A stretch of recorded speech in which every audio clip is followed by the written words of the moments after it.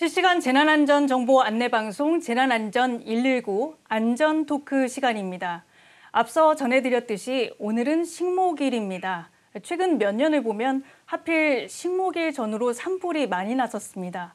국립산림과학원 이병두 산불 연구과장과 함께 산불에 대해서 좀 더 알아보겠습니다. 과장님 안녕하세요. 오늘 나오셔서 감사합니다. 네, 안녕하세요. 먼저 질문을 드리면 네. 산불이 주로 위험한 계절이 바로 지금, 네, 맞습니다. 요즘 봄철인데요. 네. 이 봄이 유독 위험한 이유가 있을 텐데 네. 왜 그럴까요? 근데 이제 봄이 되면 아무래도 이제 온도가 올라가고 습도는 이제 많이 떨어지게 됩니다. 근데 이제 여름에는 더 온도가 올라가는데 여름에는 안 나는 이유가 이제 습도가 많이 높기 때문인데요. 저희가 이제 봄에 보면은 온도도 올라가고 습도도 낮아지기 때문에 산불이 많이 나는데 저희가 이제 분석한 결과에 의하면요. 온도가 한 1.5도 올라가면 산불 발생 위험이 8.6% 증가하고 2도가 올라가면 13.5% 정도까지 올라갔습니다. 그리고 또 습도하고는 어떤 관계가 있냐면 저희가 이제 낙엽이 좀 물을 머금고 있으면 잘 불이 안 붙잖아요. 그래서 이제 낙엽이 수분이 한 35%하고 또 15%하고의 비교를 했었을 때 불이 붙는 속도가 25배나 또 차이가 났습니다. 그리고 또 이제 봄이 되면 아무래도 이제 야외 활동을 많이 하시잖아요. 그다음에 또 농경 활동도 준비를 하셔야 되는데 농사를 준비하시고 인해서 이렇게 좀 깻대나 콩대 이런 것들을 태우기도 하고 그다음에 야외 활동이 많아지면서 인위적인 산불이 많이 발생합니다. 지금 CG를 보면은 그래픽을 보면은 봄에 확실히 집중되는 네, 맞습니다. 그런 상황이 보이네요. 네. 지금 보면 이제 10년 평균값을 보시더라도 3, 4, 5월 3개월에 약 56%가 집중되는 것을 이렇게 보실 수 있습니다. 사실은 그렇게 치면은 요즘 최근 고온 건조한 날씨가 계속됐기 때문에 네. 어제랑 오늘이 굉장히 좀 산불이 많이 날 수 있는 그런 상황인데 네. 비가 와서 조금 낮아지는 거죠. 네, 맞습니다. 그래서 산불이 주로 위험한 계절이 근데 우리나라뿐만이 아니라 전 세계적으로 네. 요즘이 굉장히 좀 위험한 그런 상황인가요? 전 세계적으로는 조금 산불 시기는 좀 다릅니다. 이제 우리처럼 봄이 이제 산불 조심 기간이 있는 나라가 있고, 이제 미국이나 이런 그 캐나다 같은 경우는 또 여름이 또 산불 조심 기간인 경우도 있거든요. 근데 이제 작년 같은 경우는 굉장히 대형 산불이 많이 났죠. 그래서 캐나다 같은 경우는 우리 국토 면적이 약 10만 제곱킬로미터 되는데 1.8배 정도가 불이 탔거든요. 그다음에 하와이에서는 사망자가 100명 이상 넘게 나왔고요. 또 올해 2월에는 칠레 이제 남반구죠. 남반구에서 산불이 나서 6천 채 이상의 어떠한 그 주택을 태웠습니다. 그래서 지금 전 세계적으로 산불로 좀 고통을 받고 있는데요. 유엔 환경계획이라고 있습니다. 유엔 EP가 있는데 여기에서 이제 22년도에 산불 관련 보고서를 제출을 했는데 여기서는 이제 통제되지 않고 엄청나게 그러니까 초대형 이런 산불이 앞으로 계속 증가할 거다. 이제 그래서 그 증가 수치를 살펴보면 30년도까지는 14%, 또 50년도까지는 30% 이상 이렇게 대형 30% 이상이요? 네, 많이 날 것 같다고 이렇게 얘기를 했습니다. 우리나라도 많이 났죠. 그래서 우리나라 같은 경우는 대형 산불이 처음으로 난 것은 1996년 고성 산불이었거든요. 근데 그 이후에 2000년 동해안 동시 산불이 있었고 또 우리 뇌리에 또 많이 남아있는 게 2005년 낙산사를 태운 또 양양 산불이 있었고요. 그리고 또 최근에는 10년 동안에 32건이나 났어요. 그리고 22년도에 저희가 이제는 11건이 동시에 발생을 했거든요. 그래서 특히 이제 저희 기억에 남는 것은 울진 삼척 산불인데 이게 3월 4일 날 발생을 해서 16,000헥타가 넘는 산림을 불태우고 그다음에 저희가 산불 통계를 기록한 이후로 가장 오래 탔습니다. 213시간까지 불에 탔습니다. 그래서 굉장히 기억에 남는 산불이죠. 네. 근데 산불이 나는 원인을 살펴보면 대부분 부주의로 인해서 일어났다고 해요. 특히 입산자 실화가 많다면서요. 네, 맞습니다. 우리나라는 대부분이 다 그 사람의 부주의에 의해서 발생을 하는데요. 저희가 이제 1년에 이제 10년 평균값으로 보면 한 567건 정도가 산불이 납니다. 그 중에서 자연적인 원인, 낙뢰나 번개겠죠. 이런 자연적인 원인으로 발생하는 것은 2.7건, 두세 건밖에 되지 않고요. 대부분이 다 사람에 의해서 발생을 합니다. 네. 지금 그래픽을 보면은 입산자 실화가 말씀하신 대로 28% 정도 되고요. 그다음에 논밭두렁 소각이 한 11% 정도. 네, 맞습니다. 네. 그 저기 10년 평균값 그 검정색 그래프를 보시면요, 입선자 실화가 한 33%까지 올라오고요. 네. 논밭두렁하고 쓰레기 소각이 두 개를 합하면은 약 24%, 5%가 되고요. 지금 이제 담뱃불이 한 6%, 또 검충물 화재가 한 6% 정도 지금 되고 있습니다. 네. 대부분 다 인위적인 원인이라고 보시면 됩니다. 성묘객 실화도 있네요. 그러면 조상 묘를 방문했다가 네. 산불이 나는 경우도 있다는 네, 말씀이시군요. 맞습니다. 네. 특히 저 성묘객 실화는 오늘하고 어제 많이 납니다. 그러니까 어제가 이제 청명이고 청명 한식이 있다 네. 보니까 이 기간 동안에 이제 산에 가서 성묘를 돌보고 묘소를 돌보다 보니까 그때 이제 그 성묘 실화에 의한 산불이 많이 나서 오늘까지도 또 이번 주말에 또 아마 묘소를 방문하신 분들이 많으실 것 같아요. 청명 한식을 끼고 있어서 그래서 각별히 좀 주의를 하셔야 됩니다. 보통 성묘를 하시는 분들 중에 간혹 네. 그 앞에서 이게 만둣국을 끓인다든지 네. 음식 조리를 하는 경우도 봤어요. 네. 이런 경우는 정말 큰일 날 일인 거죠? 네, 맞습니다. 네. 특히 그 성묘 묘소 묘지에는 잔디가 있잖아요. 이 잔디가 굉장히 잘 마른 상태입니다. 그렇기 때문에 자그마한 불씨에도 불이 붙는데요. 그 성묘교길 가시는 분 중에서 아찔한 경우는 그거죠. 그러니까 이렇게 취사를 하는 경우도 있지만 네. 향을 피우시거나 아이고. 네, 또 그 옷을 이제 태우시거나 이런 부분들이 있어서 이런 부분들은 지금 이 시기에는 굉장히 위험하다 이렇게 말씀드리고 싶습니다. 네. 그 앞서 산불의 원인을 쭉 설명을 해주셨는데요. 콩대나 깨대 네. 이런 것들을 태우면 안 된다고 하는데 네. 그러면 이제 우리 농민들은 어떻게 해야 될까요? 네. 그렇죠. 이게 저희들은 이제 계속 태우지 말라고만 하니까 농민들 입장에서는 그럼 농사를 어떻게 짓느냐라고 이렇게 말씀을 하시는데요. 지금 이제 산림청하고 농림축산식품부, 그다음에 농촌진흥청이 또 지자체하고 합동으로 이러한 것들을 파쇄해서 거름을 쓸 수 있는 그런 사업을 하고 있습니다. 그래서 지자체의 산림과나 또는 농촌지도센터가 있잖아요. 여기에 이제 신청을 하시면 우선순위를 정해서 이렇게 영농부산물을 파쇄하는 그런 작업을 해줍니다. 그래서 이제 이렇게 신고를 하고 하셔야지 그냥 무단으로 이렇게 태우시면 그냥 과태료를 붙습니다. 그래서 30만 원 이하의 벌금을 이제 물게 되고요. 또 일부에서는 또 살짝 이제 이렇게 단속하는 분들이 퇴근하면 야간에 이렇게 불을 태우시는 분도 계시는데요. 야간에도 열 센서가 장착된 드론으로 단속을 계속하고 있습니다. 그래서 이렇게 무단으로 태우지 마시고 반드시 지자체나 사륜과에 신청을 해주시면 고맙겠습니다. 그러니까 핵심은 단독으로 태우면 안 되고 꼭 지자체에 신고를 해라. 네, 맞습니다. 꼭 기억하셔야 될 것 같습니다. 그러면 산불이 타기 쉬운 숲이 있고 네. 그렇지 않은 숲이 있다고 들었습니다. 네. 그 차이점은 뭘까요? 일단은 이제 그 빽빽한 소나무 숲을 한번 상상을 해보면요. 이 빽빽한 소나무 숲이 우리 집을 에워싸고 있다. 그러면 이 소나무 숲이 불이 붙었을 때 얼마나 많게 빨리 탈 것인가가 겁이 나잖아요. 그래서 이 빽빽한 소나무 숲을 적당히 불에 잘 타지 않는 정도로 간격을 벌려주는 것이 중요합니다. 특히 이제 국가기관시설, 뭐 원자력이나 한국전력 그런 시설들, 그다음에 문화재가 있는 곳, 이런 그 주변에는 이 빽빽한 소나무 숲을 반드시 잘 가꾸어 줘야 됩니다.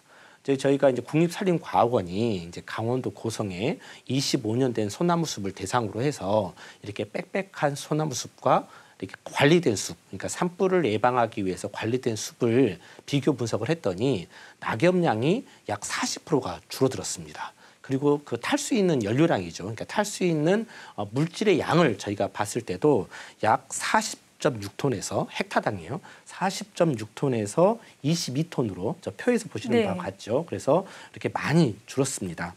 그리고 여기에서만 그렇지는 게 아니라 저희가 속가배기를 하면 햇빛이 잘 들어오잖아요. 네. 햇빛이 잘 들어오게 되면 그 밑에서 화렵수림이 이제 자라게 되면서 불에 강한 화렵수림이 자라게 되면서 더 숲 자체가 산불에 견딜 수 있는 그런 숲으로 변화하게 됩니다.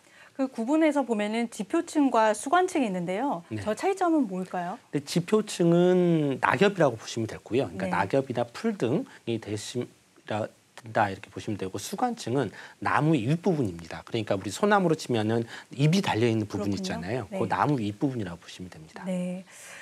그 보통 산림청에서 하는 말이 산불이 나면 네. 보통 이제 국민들은 네. 소방대원이 이 산불을 진화한다 이렇게 네. 생각을 하고 있는데 네. 사실 산림 공무원이 끈다. 네. 네. 그렇다고 하더라고요. 네. 그래서 이왕 이제 오늘 나오신 김에 네, 네. 산림청의 산불 진화 체계에 대해서 좀 네. 구체적으로 설명을 해주시겠어요? 네, 맞습니다. 그 소방청하고 여러 관련된 부서들, 특히 국방부나 경찰청 이런 부분들이 다 합심해서 끈다 이렇게 보시면 될 것 네. 같습니다. 그런데 이제 그 진화대원들이 산에 열심히 가서 끄고 있는데 이제 진화대원의 노고가 좀 잊혀지는 것 아닌가 해서 좀 걱정이 돼서 말씀을 좀 드렸던 부분이고요. 산불 신고가 접수가 되면 제일 먼저 지자체에서 운영하고 있는 임차 헬기나 아니면 산림청의 진화 헬기가 출동을 해서 특히 산림청의 진화 헬기는 50분 이내에 현장에 도착을 하게 됩니다. 그래서 불을 끄게 되고요. 또 지자체에는 산불 예방 전문 진화대가 있는데 그분들이 한 9,600명 정도 됩니다. 이분들이 먼저 가서 지상하고 진화 헬기하고 공조를 통해서 불을 끄게 되고요. 그 다음에 이제 산불은 또 아무래도 일반 화재하고 다르잖아요. 네. 그러다 보니까 산림청에 있는 진화대원들은 산림 안으로 들어가서, 그러니까 숲 안으로 들어가는 거죠. 네. 숲 안에 들어가서 직접 불을 끄거나 남아있는 잔불을 정리하거나 이런 역할을 하고, 소방대원들은 산불이 집으로 넘어올 때, 그러니까 이제 민가 주변에서 주택들을 보호하는 그런 역할들을 하게 됩니다. 근데 이제 산불이 더욱더 커져가지고 네. 산림청이 가지고 있는 진화 헬기만으로 안 된다. 그랬을 경우에는 국방부하고 소방청, 그다음에 경찰청, 국립공원관리공단에 이런 보유하고 있는 헬기들을 다 동원을 하게 되고요. 그다음에 표에서 보시는 저기 산불 특수진화대나 공중진화대 이분들까지도 다 동원이 돼서 산불을 끄게 됩니다. 네. 산불 체계에서 또 궁금한 점이 네. 보통 이제 산불 경보 1단계, 2단계, 3단계 이렇게 나누잖아요. 네, 네, 네. 그 나누는 기준은 뭔지 설명해 주시겠습니까? 제일 큰 기준은 이제 시간도 있고요. 그다음에 이제 산불이 얼마나 커졌느냐, 그러니까 산불의 피 규모죠. 그래서 저희가 이제 100헥타, 그러니까 100헥타 이상이 넘어가면 대형 산불로 보는데 이렇게 100헥타 이상이 넘어가면 가장 최고 단계에 이르게 되고 이때는 이제 지휘권이 시도지사에게 넘어갑니다. 그래서 이 단계를 결정하는 것들을 이제 고려할 때, 의사결정을 할 때 살펴보는 것을 보시면 현재 주택이나 시설 피해가 있는지, 그다음에 이 산불이 얼마나 빨리 타서 피해 면적이 얼마나 큰지, 그다음에 이제 이 산불로 인해서 어떠한 그 파괴적인 상황을 맞이할 수 있을 것인지 이런 것들을 고려해서 단계를 결정하게 됩니다. 그럼 주민 대피를 하는 경보 단계는 몇 네. 단계부터가 되는가요? 그 1단계 하더라도 이제 그 산불이 지역 주민들이 살고 계시는 주택으로 번질 염려가 있으면 그때도 대피라고 내릴 수가 있습니다. 네. 근데 보통 이제 대형 산불이 나면 대피를 많이 하게 되는데 사실은 작은 산불이라도 그 산불이 주택가를 향하게 되면 빨리 대피를 하셔야 됩니다. 네, 그렇군요. 그럼 산불 예방이랑 진화의 첨단 기술이 아까 전에도 이제 야간에 이제 뭐 드론이라든지 네, 네, 이런 네, 것들로 맞습니다. 해결한다고 했는데 네. 구체적으로 어떤 것들이 좀 있을까요? 네. 그 저희 이제 산림청에서는 산불 감시 카메라를 운영을 하고 있는데요. 예전에는 이게 사람이 지켜봐야 됐습니다. 그래서 연기가 올라오면 저거 산불인가 아닌가 이렇게 확인하는 절차를 거쳤어야 되는데 그러다 보니까 사람이 방심할 수가 없었죠. 네. 근데 지금은 인공지능 여기에 탑재가 돼서 이것은 산불이다 아니다를 곧바로 판단을 할 수가 있습니다. 판독을 AI가 한다는 네, 거죠? 맞습니다. 네. 그리고 이제 사람이 굳이 거기에 이제 계속 머물러 있을 필요는 없겠죠.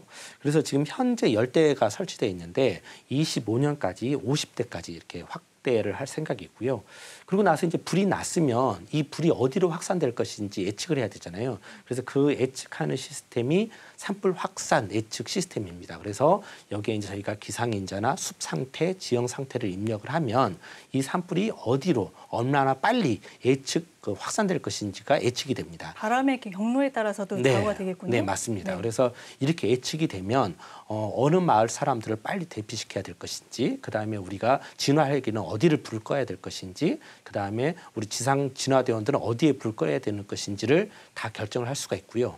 그다음에 이제 확산 예측기를 하고 난 다음에 또 진화 헬기에는 다 카메라가 달려 있습니다. 그리고 또 저희가 드론도 운영을 하게 되는데요. 열 센서가 장착된 드론을 운영하게 되는데 이 그 진화 헬기나 이 드론의 영상 자료를 이용해서 상황도를 그립니다. 3차원 상황도를 그리는데 이 3차원 상황도는 지금 불이 어디에 있는지, 어디로 접근하고 있는지를 다 보여주게 됩니다. 그러면은 저희가 이렇게 공유를 하게 되면 아마 KBS 재난 그 센터에도 동시에 공유가 되는데요. 산불 현장, 중앙 산불 상황실, 그다음에 이러한 그 재난 방송 체계까지 다 공유가 됩니다. 그러면 이 자료를 가지고 진화 전략을 수립하게 되는 거죠. 그렇기 때문에 약간은 정보가 빨리 공유되고 실수할 잘못 판단할 그런 우려가 좀 없을 것 같고요.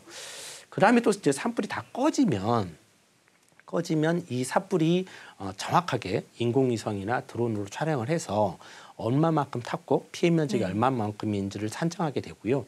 또 그다음에 또 산사태가 날 수도 있잖아요. 그러면 어디가 산사태가 가장 빨리 나서 위험할 것인지를 분석을 해서 2차 피해를 방지하게 됩니다. 네. 이렇게 다행스럽게 산불이 진화가 됐다고 네. 하더라도 안타까운 것은 이게 다시 복원하는데 굉장히 시간이 네. 많이 걸린다는 네. 게 문제점이거든요. 네, 네. 그래서 산불이 한번 나면 경제적 피해, 네. 그다음에 무엇보다도 환경적 피해가 네. 만만치 않을 것 같아요. 네. 어느 정도 피해 규모가 산정이 되는 건가요?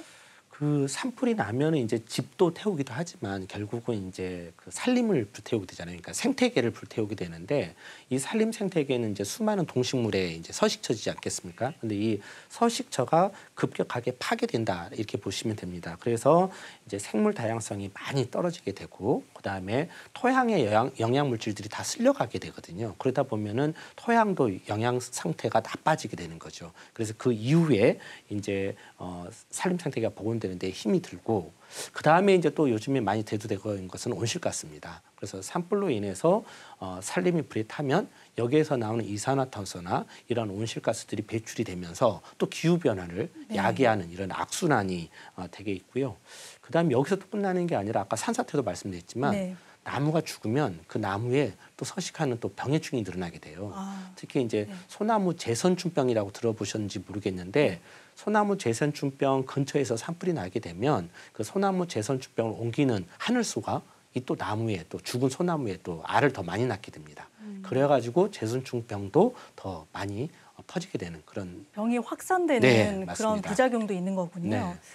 네. 이 산불이 났을 경우에 대피하다가 또 불행히도 연기를 마시는 경우가 있습니다.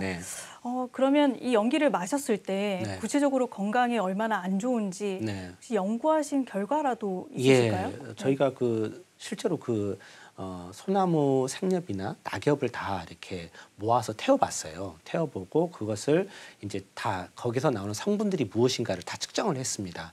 그랬더니 측정을 했더니 정말로 산불 연기에는 아까 온실가스도 말씀드렸지만 초미세먼지나 미세먼지가 굉장히 많습니다. 그래서 산불이 났었을 때 저희 그 측정한 바로라면 초미세 기준이 WHO에서 그 권고하는 사항보다도 32배나 많이 난 거죠. 저희가 지금 미세먼지가 높으면 외출하지 마세요 하고 했잖아요. 그것보다도 32배가 더 많이. 미세먼지보다 네네. 30배가 더 넘게. WHO 기준보다 32배가 더 높게 많이 나오고 있고요. 근데 여기뿐만 아니라 이제 천식을 유발할 수 있는 그런 천식 유발 물질하고 또 포름알데히드도 좀 소량이 섞여 있어서 노약자나 또 어린 분들은 이 산불 연기에 마시지 말고 산불이 났었을 때는 반드시 집에 머무르면서 창문을 닫고 집에 있으신 게 좋을 것 같습니다. 네. 이렇게 산불이 난 다음에 산림 생태계가 복원되는 데는 한 대략적으로 어느 정도 기간이 소요가 되는 건가요? 네, 저희가 지금 그 96년에 산불 난 데하고 2000년에 산불 난 곳에 대해서 연구 사이트를 만들어서 계속 그 모니터링을 좀 하고 있습니다. 근데 저 앞에 그 표를 보시면 알 수 있는 바와 같이 식물을 생태계별로 좀 다른 양상을 좀 보였습니다. 저기에 보시면 토사 유출 같은 경우는 저희가 이제 3년째부터는 조금 줄어드는 걸로 이제 나와 있고요. 어류는 3년 정도 지나니까 어느 정도는 복원이 됐습니다. 하지만 수서 무척주 동물은 9년 정도 걸렸고요. 그다음에 저 곤충류, 개미라고 표현되어 있는 저 곤충류는 14년 이상이 걸렸습니다. 특히 저희가 이제 숲이 완전히 불에 타고 난 다음에 이 숲이 구조를 갖추는 데는 약 30년 이상이 소요가 될 것 같고 여기 그래픽을 보면은 산림동물 같은 경우에 30년 이상 걸린다고 나와 있네요. 네, 맞습니다. 동물 같은 경우에는 아무래도 숲이 좀 우거진 다음에 들어오기 때문에 그 숲이 우거진 다음에 들어오기 때문에 한 30년 이상이 좀 더 걸릴 것으로 보고 있습니다. 그럼 결국은 이렇게 생태적인 안정을 완전히 복원하는 데는 네. 뭐 최소 30년에서 100년까지도 네. 걸린다는 그런 말씀이신 네, 거죠. 맞습니다. 그래서 지금 그 동물 같은 경우에는 저희가 모니터링을 시작한 지 거의 30년이 돼 있는데도 과거의 수준을 회복하지 못했고요. 특히 이제 이 토양이 또 문제가 됩니다. 왜냐하면 토양이 또 그 토양에 영양분이 많아야 여기에서 그 깃들어 있는 모든 그런 동식물들이 잘 자라게 되는데 이 토양이 아직 회복 수준이 많이 더딥니다. 산불이 발생했을 경우에 대응 요령 한번 알아보겠습니다. 네, 네. 자, 산불이 발생을 했습니다. 네. 그럼 제일 먼저 해야 될 게 무엇일까요? 제일 먼저 해야 될 것은 신고입니다. 그러니까 신고가 제일 먼저 해야 되고요. 그러니까 정보를 빨리 공유를 해야만이 빠른 대처가 가능합니다. 그래서 신고가 제일 먼저고 또 작은 불인 경우에는 진화를 좀 해야 되고 있고요. 근데 이 작은 불이 아니다 그러면 대피를 하셔야 됩니다. 빨리 대피를 하셔야 되죠. 그래서 제가 신고가 제일 먼저라고 말씀을 드렸는데 119나 경찰청, 산림청에 빨리 신고를 하셔야 되고요. 그다음에 작은 산불인 경우에는 이제 옷을 입고 계시면 외투를 좀 벗어서 이 작은 산불 같은 경우에는 덮어서 이렇게 불을 끄시면 될 것 같고요. 근데 산불이 아니더라도 이렇게 산에 가다 보면 산 주변에서 불을 태우시는 분들이 계세요. 아니면 또 산 안에서 화기를 사용하는 그런 분들이 계시는데 이런 분들을 보더라도 예방 차원에서 신고를 해주셔야 됩니다. 그래서 어디에서 지금 어떠하게 지금 불을 피우고 있다라는 걸 신고를 해주시면 산불이 나기 전에 예방 단계에서 그 원인을 차단할 수가 있습니다. 네. 산불 예방 아무리 강조해도 지나치지 않을 것 같습니다. 마지막으로 시청자분들에게 한 말씀 해주신다면요? 지금 봄철에는 아까도 말씀드렸듯이 산불이 많이 납니다. 그리고 정말 그 작은 원인으로도 지금 산불이 많이 나고 있고요. 작은 불씨만으로도 산불이 나는 그런 환경이 조성되어 있습니다. 그런데 지금 원인들이 대부분 인위적이기 때문에 정말 산에서의 화기를 사용해서는 안 됩니다. 그리고 산에 지금 등산하기도 좋은 날씨잖아요. 그렇기 때문에 산에 들어갈 때는 화기를 아예 가지고 가지 않으셔야 되고요. 그다음에 산에서 담뱃불도 피워서는 안 되고요. 청명하시겠다고 했는데 이 기간에 묘소를 방문해서도 화기를 사용을 해서는 안 되고요. 그다음에 지금 화목보일러 재 때문에 불이 많이 나고 있습니다. 이 화목보일러 재를 버릴 때는 반드시 불씨가 다 꺼졌는지 확인을 하시고 이렇게 버리는 게 좋겠습니다. 네, 오늘 말씀은 여기까지 듣도록 하겠습니다. 지금까지 식목일을 맞아 국립산림과학원 이병두 산불연구과장과 함께 말씀 나눴습니다. 오늘 말씀 감사합니다. 네, 고맙습니다.